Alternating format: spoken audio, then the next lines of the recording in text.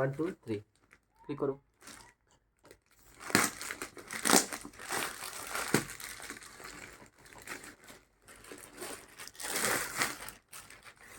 যেমন ব্র্যান্ড ঠিক তেমনই প্যাকেটিং, মাশাল্লাহ। ইয়াল্লাহ,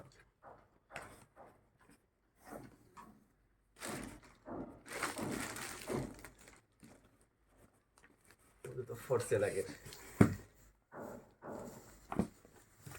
দেখি এটা প্যাকেটটা কিরকম দাম এক্স্যাক্টলি জানি না। পুরো কি রাখবো?